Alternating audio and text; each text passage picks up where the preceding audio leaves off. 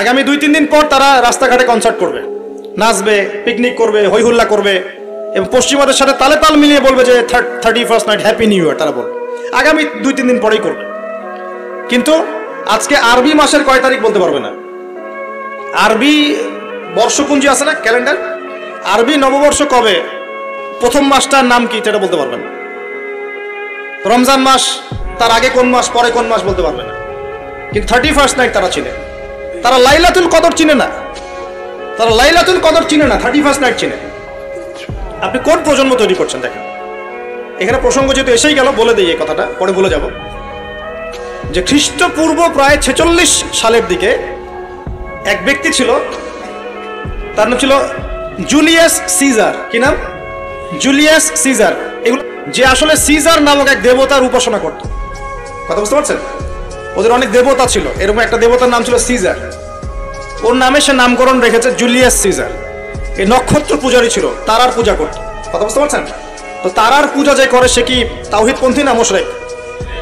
বলেন, সে কি ইমানদার না কাফের, কোনটা?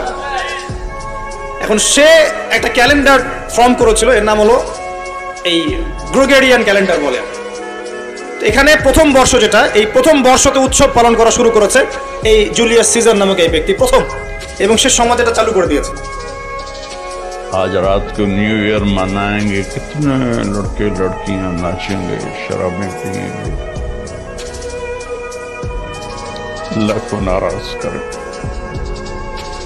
काश मेरी आवाज उनके कानों के पर्दों से टकराती, उनके दिल के तारों को छेड़ते,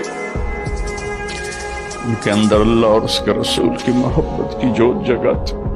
যখন মাইয়েতকে কবরে শোয়ানো হয় তখন সে তাকে দাফন করে যাওয়া ব্যক্তিদের হাঁটার খসখস আওয়াজ শুনতে পায়। এরপরে তাকে যখন শুইয়ে দেওয়া হয়, সে যদি মুমিন ব্যক্তি হয় তাহলে তার মাথার দিকে তার সালাত এসে দাঁড়িয়ে যায়। দুনিয়াতে আপনি যে নামাজগুলো পড়েছেন, আমি যে নামাজগুলো পড়ছি, এগুলো মাথার দিকে দাঁড়িয়ে যায়। ডান দিকে চলে আসে তার সওম মানে কি, রোজা। বাম দিকে চলে আসে যাকাত। তারপরে পায়ের দিকে চলে আসবে তার আত্মীয়তার সম্পর্ক রক্ষার ইবাদত, তার দিকে অন্যান্য দান সদকা, তার নফল আমল, তার তাসবিহ তাহলিল, তার কোরআন তেলাওয়াত ইত্যাদি পায়ের দিকে চলে আসবে। এখানে একটা হাদিস এসেছে, সূরাতুল মুলক যে ব্যক্তি রাতের বেলা তেলাওয়াত করবে, কোন সূরা ভাই? তাবারাকাল্লাযী বিয়াদিহিল মুলক ওয়া হুয়া আলা কুল্লি শাইইন কাদির। এই সূরা যে ব্যক্তি রাতের বেলা করে তেলাওয়াত করবে, ইনশাআল্লাহ সূরা মুলক কবরে তার সাথে থাকবে এবং কবর আযাব থেকে সূরা মুলক তাকে বাঁচাবে ইনশাআল্লাহ।